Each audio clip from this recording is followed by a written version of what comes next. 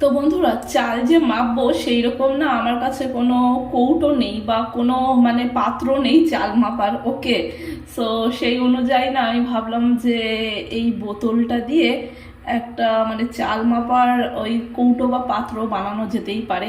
তো আমি গতকাল এই বোতলটা ভালো করে ওয়াশ করে একেবারে জল ঝরিয়ে নিয়েছি। তো আজকে দেখি একটু চেষ্টা করে ওকে এটা দিয়ে চাল মাপার পাত্র বানানো যায় কিনা।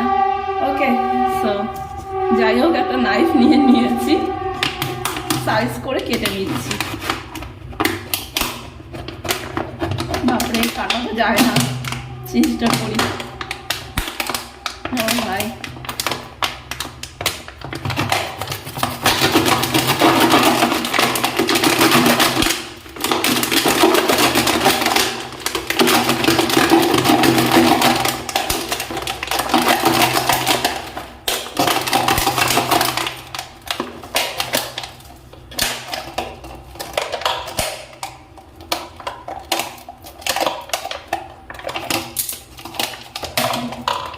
ওকে চেষ্টা করলাম, দেখতেই পেলেন যা হলো ব্যাপারটা, কি আর বলবো। এটা দিয়ে আপাতত আমি কাজ চালাবো। ওকে, আমি একটু সুস্থ হলে দেন মার্কেটে যাবো, রেহানের পাপার সাথে, দিয়ে চাল মাপার একটা পাত্র নিয়ে আসবো। আশা করি এটা দিয়ে চাল মাপলে পারফেক্ট হবে ভাতটা। Hi friends, good morning all of you, have a nice day dear, welcome to my channel হাবত সঙ্গীতা। আই হোপ ফ্রেন্ডস আপনারা সকলে ভালো আছেন, আমরাও বেশ ভালো আছি। সো ফ্রেন্ডস, আজ হলো থার্সডে 19 ডিসেম্বর। এখন ঘড়িতে বেজে গিয়েছে সকাল 8টা। ঠিক এখন থেকেই আমি আমার ব্লগটা স্টার্ট করে দিলাম। সো ফ্রেন্ডস, আজকের ওয়েদারটা একেবারে জঘন্য ওয়েদার, ক্লাউডি ওয়েদার। আশা করি দেখতেই পাচ্ছেন আপনারা যে পরিমাণে কনকনে হাওয়া বইছে বন্ধুরা, একবারে হাড্ডি গুড্ডি খেপে গেছে আমার। প্রচন্ড ঠান্ডা, রোদের কোনো দেখা সাক্ষাৎ নাই, মেঘাচ্ছন্ন একেবারে জঘন্যতম ওয়েদার। কি ঠান্ডা শীতল হাওয়া বন্ধুরা, তাই কিচেনের এই উইন্ডোটাকে একেবারে বন্ধ করে রেখে দিয়েছি। অ্যান্ড তো গতকাল রাতের দিকে আমার একটু শারীরিক প্রবলেম ক্রিয়েট হয়েছিল, সেই কারণে না কোনো কাজে হাত দিইনি গতকাল রাতে, চুপটি করে ব্ল্যাঙ্কেট মুড়ি দিয়ে শুয়েছিলাম বন্ধুরা।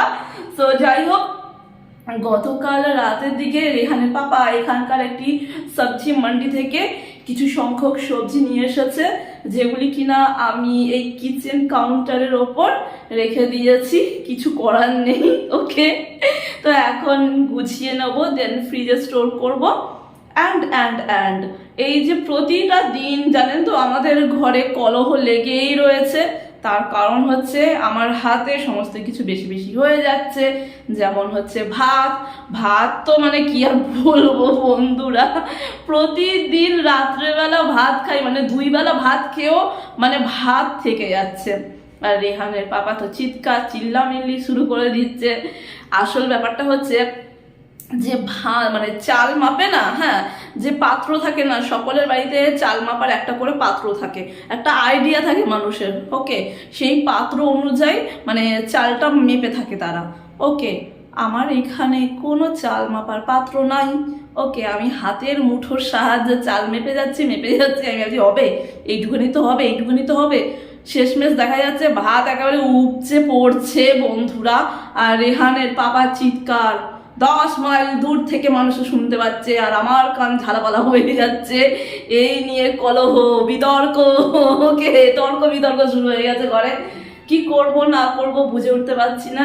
আর কিছুদিন ব্লগ আমি সেইভাবে করে উঠতে পারিনি বন্ধুরা। এখানে এসে বহু কাজের আর শেষ নাই বন্ধুরা। তারপরে আমার এই শারীরিক প্রবলেমের ফলে আমি না পারছিলাম না। তো যাই হোক, এখন চাল মাপার জন্য এই যে জোগাড় করে নিয়েছি। ওকে, ডিআইওয়াই এর পুরো ধাজিয়া উড়িয়ে দিয়েছি আমি। যা হয়েছে দেখি এটার সাহায্যে ঠিকঠাক হয় কিনা। আজকে এটার সাহায্যে চাল মেপে ভাত রান্না করে দেখব ঠিকঠাক হয় কিনা। ওকে, দেখি। সো একটু মানে আমার শরীরটা ঠিক হলে দেন মার্কেট যাব, দেন আরও কিছু কেনার আছে, যেমন গরম জল করা হচ্ছে না, এই যে ডেচকির মধ্যে এই অ্যালুমিনিয়ামের জিনিসপত্র না খাবার টাবার রান্না করা উচিত নয়, পয়জন। আর বিশেষ করে জল না ফোটানো উচিত নয়। রেহানের পাপা মানে কি বলবো কন্টিনিউয়াসলি না এই যে গামলার মধ্যে মানে এই ডেচকির মধ্যে জল ফুটিয়ে ফুটিয়ে কি করেছে দেখুন। এটা তো পয়জন, তাই না? পয়জনগুলো আমাদের পেটে যাচ্ছে, ওখানে গিয়ে স্টোর হচ্ছে, কিডনি স্টোন হতে পারে, কত রকমের কিছু হতে পারে, শারীরিক প্রবলেম। আমার ভয় করছে জানেন তো। তো ভাবছি কি একটা আওয়াজ হলো, যাই হোক, তো ভাবছি যে এটার মধ্যে আজকে ভাত রান্না করব। ওকে, কারণ এই কেমন কালো কালো কালো কালো লাগছে না, একটা কেমন মানে ঘেন্না ছাড়া লাগছে। তো আমার মা বললো এটার মধ্যে ভাত রান্না কর, দেখবি কালো ভাবটা উঠে যাবে। ওকে, অ্যান্ড এই বড় ডেচকির মধ্যে ভাতটা রান্না করছি তো ঠাউর করে উঠতে পারছি না। ওকে, খালি মনে হচ্ছে কম কম হয়ে গেছে, ডেচকিটা তো বড়। ওকে, এখানে তো হাঁড়ির কোনো ব্যবস্থা নেই, ডেচকি আছে। ওকে, সো এই যে এই বড় ডেচকিটার মধ্যে ভাত রান্না করে না ঠাউর করে উঠতে পারছি না, খালি মনে হচ্ছে কম কম কম কম কম কম। এই ছোটোটার মধ্যে ভাতটা রান্না করলে একটা আইডিয়াও হবে, বোঝাও যাবে। ওকে, তাই আজকে থেকে এই বড় ডেচকিটাকে টাটা বাই বাই, তুমি ভালো থাকো, সুস্থ থাকো, আনন্দে থাকো, তুমি বিশ্রামে যাও। অ্যান্ড এই ছোট ডেচকিটাতে আজকে থেকে ভাত রান্না করবো। ওকে, সো চলুন চালটা মেপে নেওয়া যাক, তারপরে আনাজ টানাজ মানে কাটাকুটি করে তারপরে রান্না বান্নাটা বসিয়ে দেবো, কাপড় কাচা আছে, অনেক কাজ আছে। চলুন আজকে তাড়াতাড়ি স্নান করে নেবো, কারণ বেলা করে স্নান করছি তো চুলটা শোকাচ্ছে না, আরও ঠান্ডা লেগে গেছে। হেয়ার ড্রায়ারটা আনিনি আমি, না এনে ভুল করেছি জানেন তো। ওর বাবা আমাকে এখান থেকে কিনেও দেবে না। ওকে, বাড়িতে তো আছে, ফালতু ফালতু কিনে কি হবে। আর আমি না একটা মানে কি বলবো আপনাদেরকে, বোকামি কাজ করেছি, বাড়ি থেকে আমার এটিএমের কার্ডটা আনতে ভুলে গেছি। আমার বাবা রেগে গেছে আমার উপরে, কারণ ওটায় বাবা টাকা পাঠায় আমাকে। ওকে, সো এটিএমের কার্ডটা না থাকলে আমি টাকাটা তুলবো কী করে, বাবা তো পাঠিয়ে দেবে, কিন্তু আমি তুলবো কী করে, মানে কীভাবে ভুলে গেলাম না, আমার মাথায় ঢুকছে না। আসলে এত হেডেক না, মানে কি বলবো। যদি আমি এটিএমের কার্ডটা আনতাম, বাবা টাকাটা পাঠিয়ে দিত, আমি এখান থেকে একটা হেয়ার ড্রায়ার কিনে নিতাম। আসলে চুলটা ভেজা থাকছে তো ঠান্ডাটা লেগে যাচ্ছে, এবং আরও কিছু দরকারি জিনিসপত্র কেনাকাটার রয়েছে, যেমন একটা ওই ঝুড়ি লাগবে আলু পেঁয়াজ রাখার জন্য। ওর পাপা কি এটা নিয়েছে যেন আমার পছন্দ হচ্ছে না, ব্যাঙের মাথা। ওকে, কেমন একটা লাগছে আমার, তবুও কাজ চলে যাবে। ওকে, এইখানে না ওই কি বুধবার, হ্যাঁ বুধবার আর শনিবার, তাই তো বললো, বুধবার আর শনিবার বড় হাট বসে। ওকে, সেই সমস্ত হাটে আনাজপত্র বেচাকেনা হয়, এই সমস্ত ঘরোয়া টুকিটাকি জিনিসপত্রগুলি বেচাকেনা হয়। সেখান থেকে ওর পাপা নিয়ে এসেছে যে নিয়ে যাই কম দামের জিনিস, সরি কম দাম বলে বলছি না, এগুলো 10 টাকা করে নিয়েছে জানেন। হ্যাঁ 10 টাকা, সিরিয়াসলি বলছি, আমিও বিশ্বাস করিনি জানেন তো। এইটা 10 টাকা নিয়েছে, এই যে টুথপেস্ট হোল্ডারটা আর এই ঝুড়িটাও 10 টাকা নিয়েছে। আমি আশ্চর্য, 10 টাকা, সত্যি সত্যি বলছে। হ্যাঁ খুঁজে খুঁজে ওরকম খুঁজে খুঁজে বার করে, আমি যেখানে যাই আমি পাই না। 10 টাকা, আমি অবাক, 10 টাকা এখনো পাওয়া যায়? বলছে হ্যাঁ পাওয়া যায়। ঠিক আছে, আমি বলছি তোমাকে নিয়ে যাবো। হ্যাঁ আমি যাবো দেখতে, হ্যাঁ ঠিকই পাওয়া যায় না পাওয়া যায়। ওকে, একটু আমি ঠিক হয়ে নিই, শারীরিক প্রবলেমটা একটু কাটিয়ে উঠি। এই ওয়েদারে এই যে দেখুন না, ওই দেখতে পাচ্ছেন তো গামছাটার দিকে একবার ফোকাস করুন, তাহলে বুঝতে পারবেন কি পরিমাণে শীতল কনকনে বাতাস বইছে বন্ধুরা। ওকে, সো যাই হোক, অনেক কথা হয়ে গেল, এবার একেবারে কাজে মন দিতে হবে। অনেক লেট হয়ে গেলে তিনি চলে আসবেন দুপুরবেলা লাঞ্চ করতে, রান্না হয়নি, আবার সেই কলহ বিতর্ক, দরকার নেই, রান্নাটা সেরে নিই। চলুন আমি একটু না আনন্দে থাকতে ভালোবাসি এবং আমার পারিপার্শ্বিক সকলকে আমি আনন্দে ভরিয়ে রাখতেও ভালোবাসি, তাই না? একটাই তো জীবন, তাই না? সকলের জীবনে সুখ দুঃখ রয়েছে, দুঃখটাই বেশি, আনন্দটাই কম, তাই না? হ্যাঁ, তাই মানুষকে আনন্দ দেওয়াটাই হচ্ছে সব থেকে বড় কথা, তাই না? হ্যাঁ, নিজেও আনন্দে থাকবো এবং পারস্পরিকভাবে সকলকে আনন্দে রাখার চেষ্টা করবো, তাই না? সো চলুন, অনেক কথা হলো, এবার চলুন রান্না বান্না করা যাক।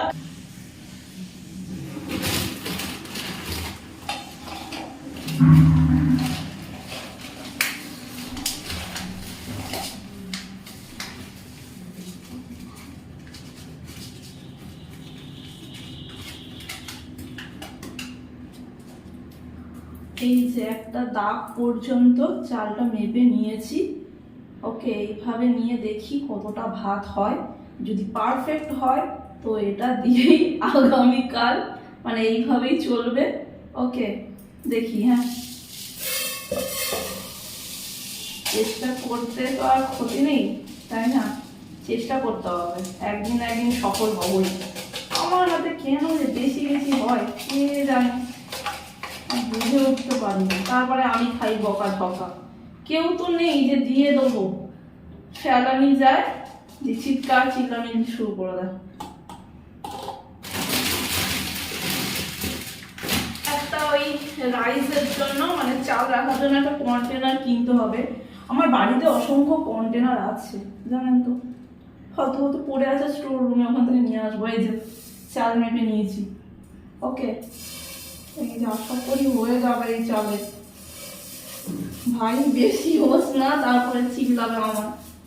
তো চলুন ভাতটা বসিয়ে দিই।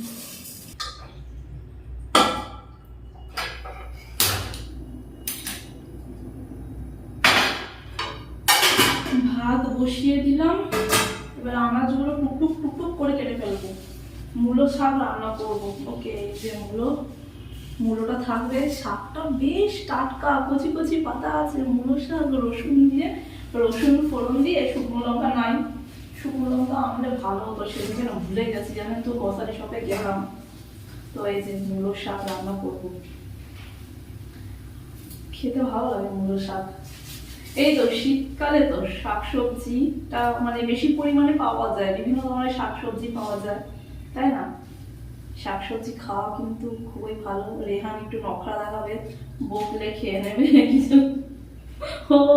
ওর একটু প্রথমে নখরা দেখায়, তারপর একটু বকাবকি করলে ঠিক খেয়ে নেয়। ওকে, সো মূলো শাকটা রান্না করে ফেলি রসুন ফোড়ন দিয়ে। আর কি করব দেখি, আমার না কিছু ঝুড়ি লাগবে। ওকে, স্টিলের ঝুড়ি কিনবো, যাতে এই আনাজগুলি কেটে কুটে ভালো করে ধোয়া যায়। ওকে,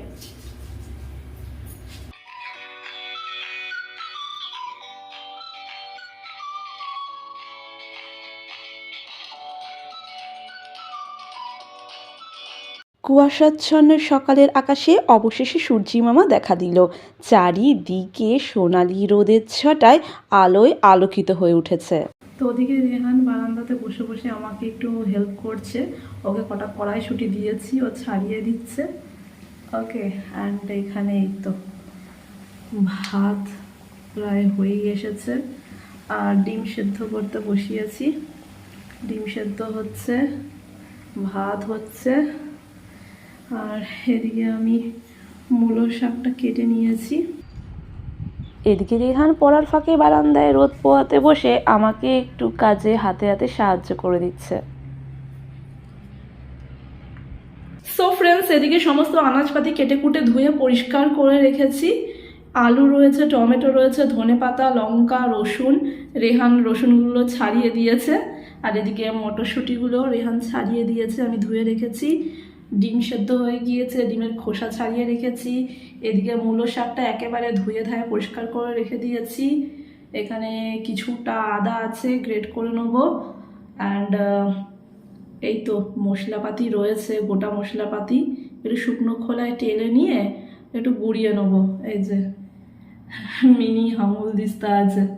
ওকে, অ্যান্ড এই যে পেঁয়াজ কুচি। আর এদিকে না তেলটা শেষ হয়ে গেছে, তেলটা কন্টেনারে এখন ভরতে হবে। কন্টেনারটা ছোট, একটা কন্টেনার না আমার আনা উচিত ছিল তেলের জন্য।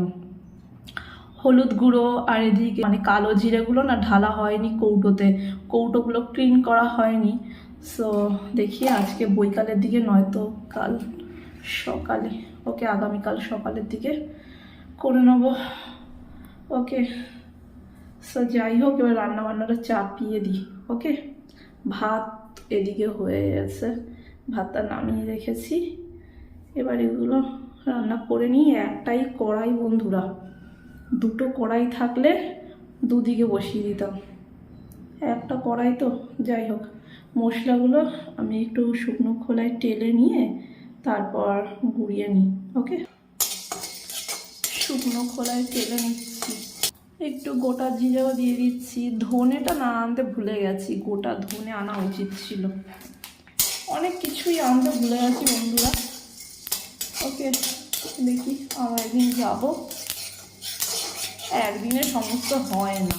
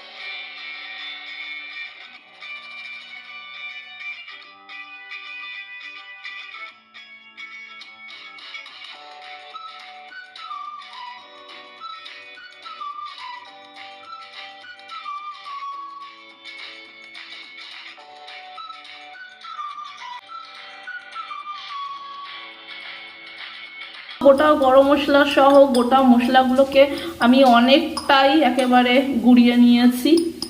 ওকে, পেঁয়াজগুলো ভাজা হয়ে গিয়েছে। এখন এই যে সমস্ত মশলা বাড়িগুলো দিয়ে দিচ্ছি টমেটো সহ। ওকে, পেস্ট করে রাখা আদা, রসুন অ্যান্ড টমেটো সহ কাঁচা লঙ্কা কুচিগুলো দিয়ে দিলাম।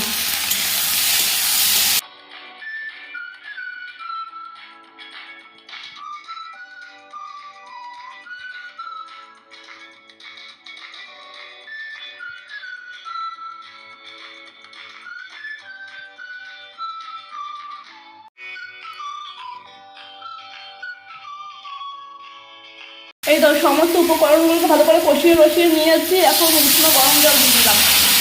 বাপ রে,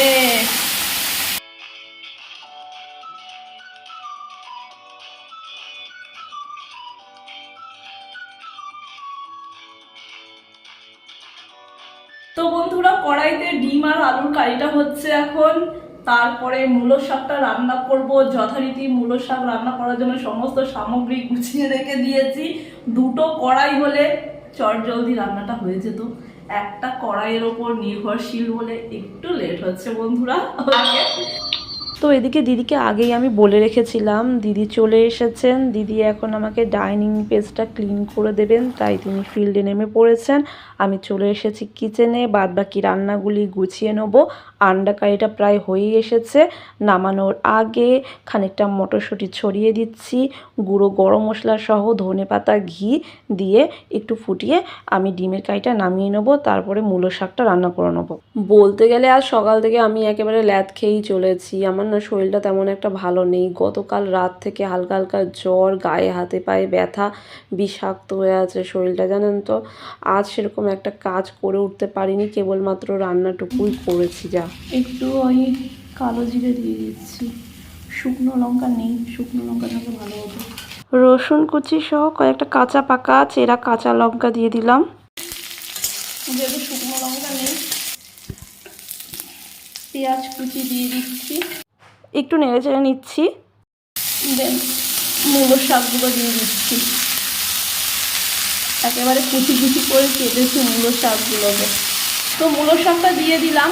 অনেকে আবার মূলো শাকগুলো না একেবারে কুচি কুচি করে কেটে একটু লবণ দিয়ে কচলে জল দিয়ে ধুয়ে নেয়, বাট আমি সেটা করি না। ওকে, আমি একেবারে মূলো শাকগুলোকে কুচি কুচি করে কেটে ভালো করে জল দিয়ে ধুয়ে জল ঝরিয়ে রেখেছিলাম। ওকে, তো মূলো শাকগুলো দিয়ে সমস্ত উপকরণগুলো ভালো করে মিক্স করে নিচ্ছি। অল্প একটু হলুদের গুঁড়ো দিয়ে দেবো, সামান্য স্বাদ মতন লবণ দিয়ে দিলাম, দেন ভালো করে মিক্স করে নেবো। দেন ঢাকা চাপা দিয়ে মূলো শাকটা আমি রান্না করে নেবো। ওদিকে রিহানের পাপা অফিস থেকে লাঞ্চ টাইমে চলে এসেছে, এদিকে আমার রান্না বান্নার সমস্ত কমপ্লিট হয়ে গিয়েছে। রিহানের পাপার লাঞ্চটা রিহানের পাপাকে সার্ভ করে দেবো। এই তো বন্ধুরা, মূলো শাক, সাথে রয়েছে আন্ডা কারি। আর আজকে কিন্তু ভাতের পরিমাণটা একেবারে ঠিকঠাক হয়েছে। ওকে, কমও হয়নি বেশিও হয়নি, একেবারে ঠিকঠাক হয়েছে। সো যে কন্টেনারটা আমি তৈরি করেছি চাল মাপার জন্য, সেটি কিন্তু কাজে এসেছে। ওকে, এখন রেহানের পাপাকে আমি লাঞ্চটা সার্ভ করে দিই। তো ও খেয়ে দিয়ে অফিস চলে যাক, তারপরে আমি আর রেহান একসাথে বসে লাঞ্চটা কমপ্লিট করে নেবো। আমার আর রেহানের কিন্তু স্নান হয়ে গেছে, আর দিদি ওদিকে কিন্তু ডাইনিং প্লেসটা ক্লিন করে বাড়ি চলে গেছে। Good evening friends. তো এখন ঘড়িতে বেজে গিয়েছে সন্ধ্যে 7টার মতো। তো দুপুরবেলা লাঞ্চ করে উঠে আমি আর কন্টিনিউয়াসলি ব্লগটা করে উঠতে পারিনি, ঘুমিয়ে পড়েছিলাম আমি আর রেহান। তো এই তো সন্ধ্যের দিকে চলে এসেছি আবারও ফ্রেশ হয়ে কিচেনে। তো একটু স্ন্যাক্সের জোগাড়পাতি করছি, বাড়িতে অতিথি এসেছে। তো সেই অতিথিকে আপ্যায়ন করার জন্যই সমস্ত স্ন্যাক্সের জোগাড়পাতি করছি। ওকে, কফি করছি। আমি চা বিশেষ ভালো করতে পারি না, তাই কফিটাই আমার কাছে বেটার অপশান। ওকে, সো কফি খেতে আমি নিজেও ভালোবাসি এবং সকলকে কফি খাওয়াতেও ভালোবাসি। অ্যান্ড বলতে নেই, আমার হাতের কফিটা কিন্তু খুবই ভালো হয়। সো যাই হোক, কফিটা তৈরি হয়ে গেছে। আর এই যে মিষ্টান্ন আদি নিয়ে এসেছে, তো মিষ্টিগুলি একটু আমি সার্ভ করে দেওয়ার চেষ্টা করছি কোনো রকমে। তো যে পাত্রগুলি রয়েছে সেই পাত্রের মধ্যে সার্ভ করার চেষ্টা করছি। ওকে, অ্যান্ড আজকে বেরোনোর কথা ছিল আমাদের বৈকালের দিকে, বাট আমি না বেরোতে পারবো না, কারণ আমার শরীরটা প্রচণ্ড উইক হয়ে রয়েছে। ওকে, তো ওদিকে রিয়ানের পাপা অফিস থেকে আসার সময় রিয়ানের আঙ্কেলকেও নিয়ে এসেছে, তো ওদের স্ন্যাক্সটা সার্ভ করে দিচ্ছি। তো বন্ধুরা, আজকের ব্লগটি আমি এখানেই সমাপ্ত করছি। আপনারা সকলে ভালো থাকবেন, সুস্থ থাকবেন এবং অনেক অনেক আনন্দে থাকবেন। So friends, bye bye, good night, sweet dreams.